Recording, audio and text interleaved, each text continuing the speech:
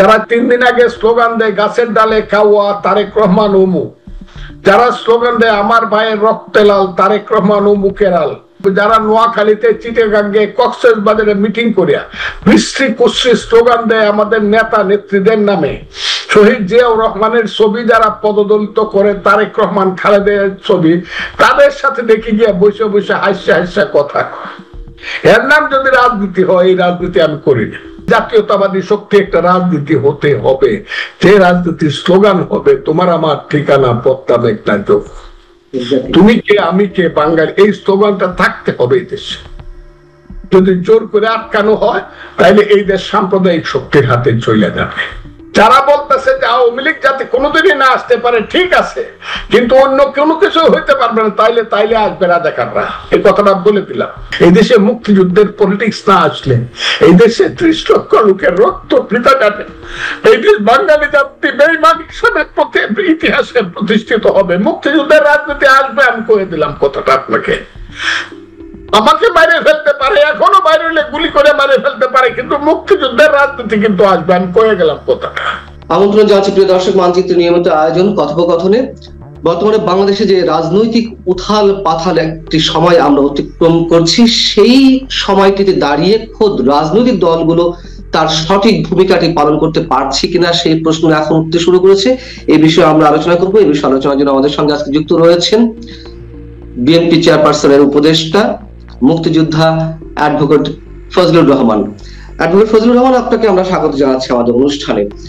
যে কথা ভূমিকাতে বলছিলাম সে বিষয়ে আপনার কাছ থেকে জানতে চাচ্ছি, রাজনৈতিক দলগুলো তাদের ভূমিকাটি মানুষের জন্য, সমাজের জন্য এই মুহূর্তে সঠিকভাবে পালন করছে কিনা। একজন বর্ষিয়ান রাজনীতিবিদ হিসেবে, একজন সাবেক সংসদ সদস্য হিসেবে আপনার মন্তব্যটি কি? আপনাকে অসংখ্য ধন্যবাদ। আপনি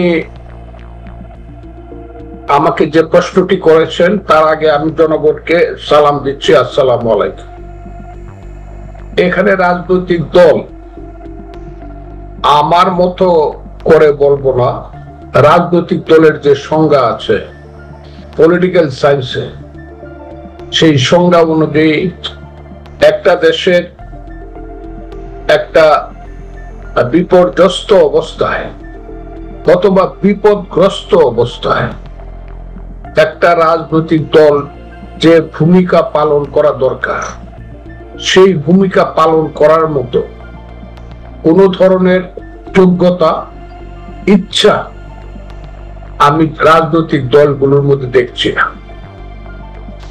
এই রাজনৈতিক দলগুলো মূলত বর্তমান সরকারের ইচ্ছাকে প্রতিষ্ঠিত করার জন্য অথবা দেশে তার ইচ্ছাকে প্রতিফলিত করার জন্য এই সরকারকে বিভিন্নভাবে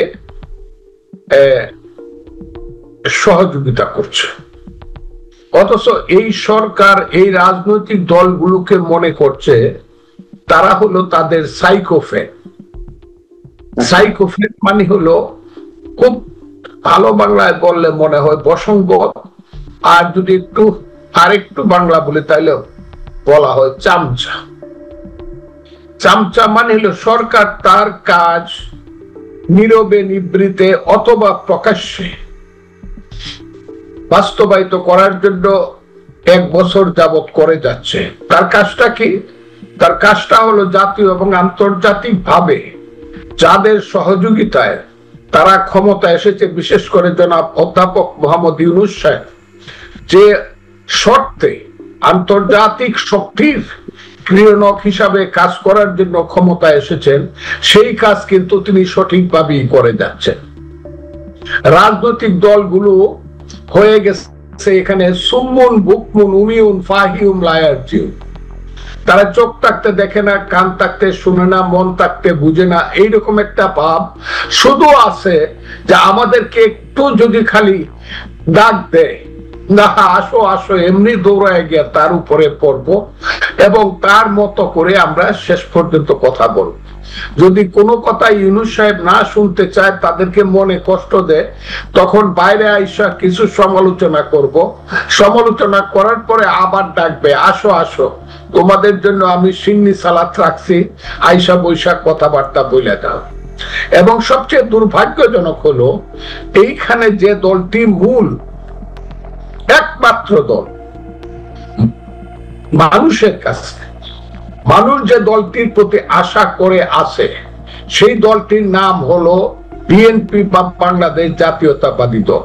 সেই দলটি এখন আমার মতে খুব সঠিক ভূমিকা পালন করছে বলে আমি মনে করি না।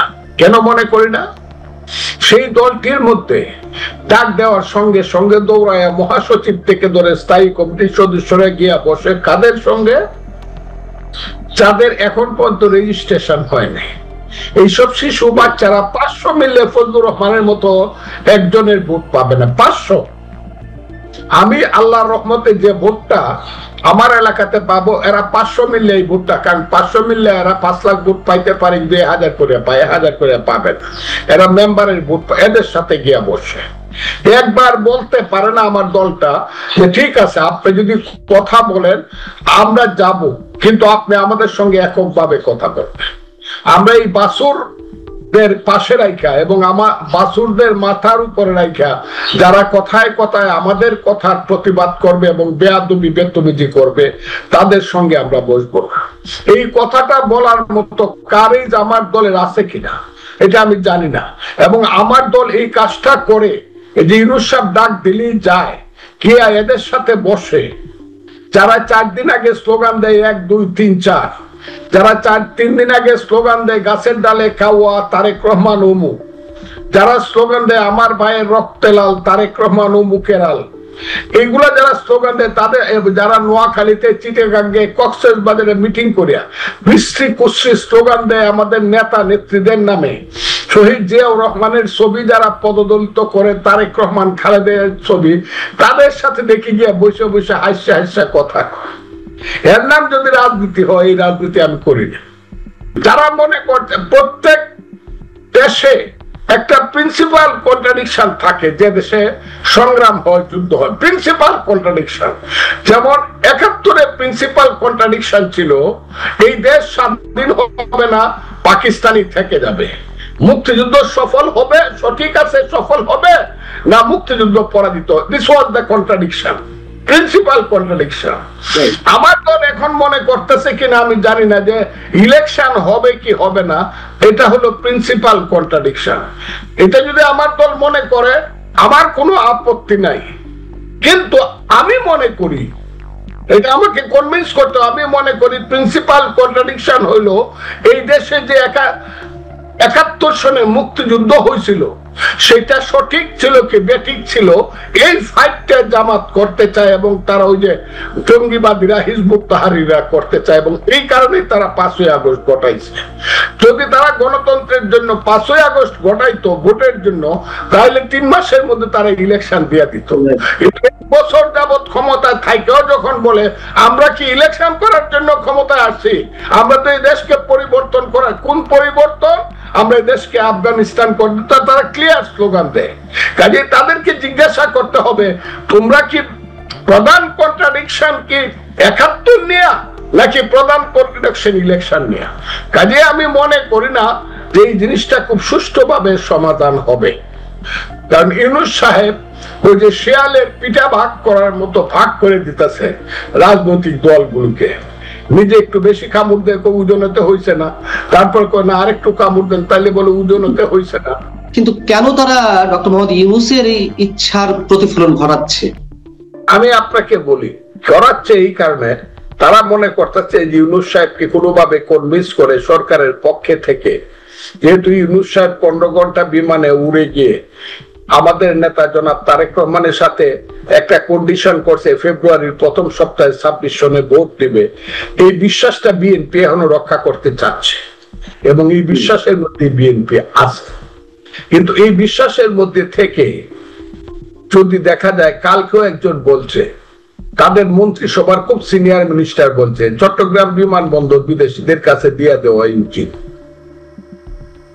এই কথাটা যদি প্রতিবাদ করতে না পারে, যদি বিএনপিও মনে করে ইয়েস চট্টগ্রাম বিমানবন্দর বিদেশিদের কাছে দিয়ে দেওয়া উচিত, তাহলে তো সে তো কর্মীদেরকে বা নেতাদেরকে বা দলকে কনভিন্স করতে হবে, নাকি একা একা বললেই হবে ইয়েস আমরা একমত। ঠিক আছে, সেটাই বলুন যে আমরাই একমত চট্টগ্রাম বিমানবন্দর বিদেশিদের হাতে চলে যাক, তা নয় তো আর প্রতিবাদ করা দরকার, দল তো প্রতিবাদ করা উচিত বলে আমি মনে করি।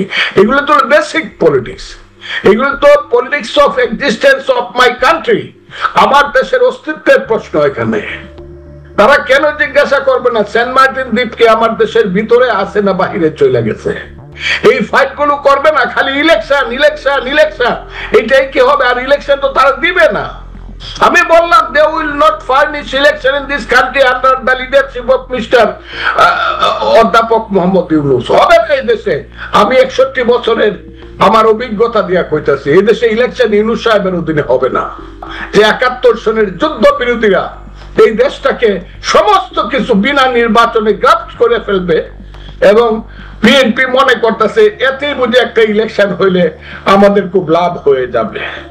যে জিনিসটা আমাদের মতন সাধারণ মানুষেরাও বুঝতে পারছে যে ডক্টর মোহাম্মদ ইউনূস সাহেব কোনো অবস্থাতেই নির্বাচন দিবে না, তার অধীনে কোনো নির্বাচনও হবে না। এই জিনিসটি আপনার দল এত পুরাতন এবং অভিজ্ঞ একটি রাজনৈতিক দল, তারা কেন এটি বুঝতে পারছে না? তারা কেন সেই নির্বাচনের জন্য সর্বান্তকরণের চাপটি প্রয়োগ করতে পারছে না? এই দলটা অনেক বড়, তো এই দলের সিদ্ধান্তটা একটু ধীরে, এবং সেই সিদ্ধান্তটা ধীরে হওয়ার কারণেই বুঝতে পারছে না, আমি বলবো না, হয়তো বা বুঝবে বা বুঝেছে, হয়তো বা স্টেপও নিবে, কিন্তু নিচ্ছে না। কিন্তু সময় যদি ফুরিয়ে যায়, সময় গেলে সাধন হবে না।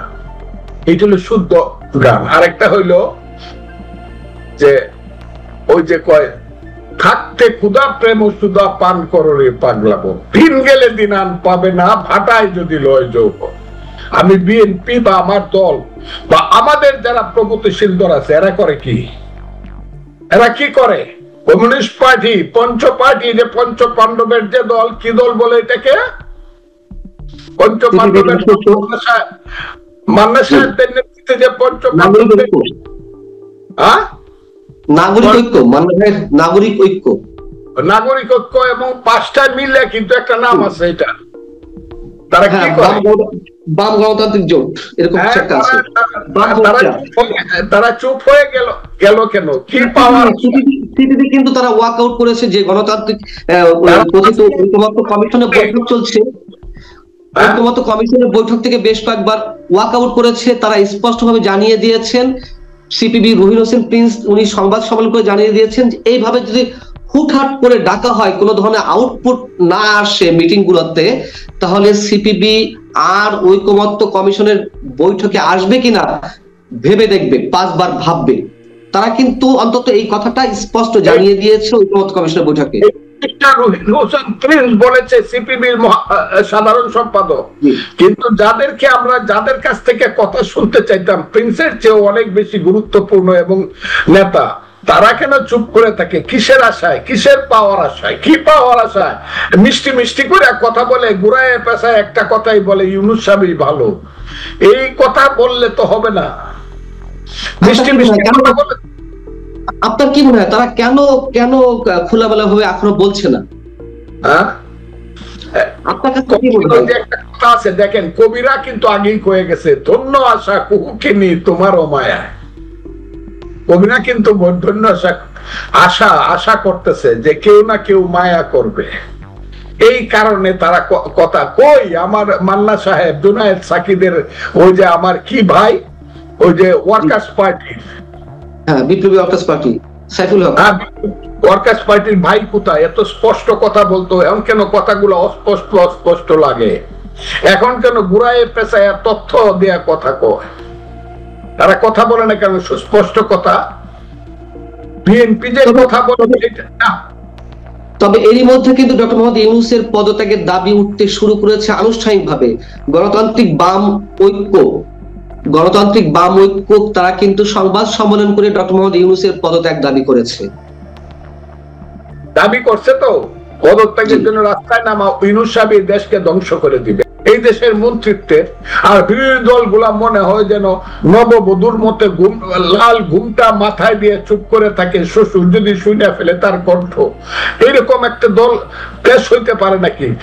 এখন বলবে এখন ইলেকশন দিবেন, ইলেকশন দিয়ে আপনি যান, আমরা রাজনীতিবিদরা দেখবো দেশ কি করা যায়। দেশটা রাজনীতিবিদরা চালাবে, ভালো অথবা মন্দ, দেশটা চালাবে রাজনীতিবিদরা, ওইরা না এনজিওর কর্মীরা না। এগুলা বলতে চাই না, আমি অনেক বলছি এগুলা। ওই যে হাসে হাসে কথা বলে রাজাকার আলবদরের মেয়ে ছেলেরা, এগুলো ভালো লাগে না, ভালো লাগে না। এখানে এমন লোক আছে খুব গুরুত্বপূর্ণ, যে 8 সনে ইলেকশন করে 320 ভোট পাইছে। ওই ঢাকার এই মুন্সিগঞ্জের একটা সিট থেকে অনলি 320টা ভোট পাইছে পার্লামেন্ট ইলেকশন করিয়া। এরা এখন বিশ্ববিখ্যাত নেতা এই সরকারের। মেম্বারই পাস করতে পারবো না, সে বলে 300 সিট পাইবো এনসিপি। এইসব কথা শোনার জন্য এখানে বসে আছি নাকি? এইসব কিন্তু শোনার জন্য যুদ্ধ করছিলাম। এসব ফালতু ফাত্রা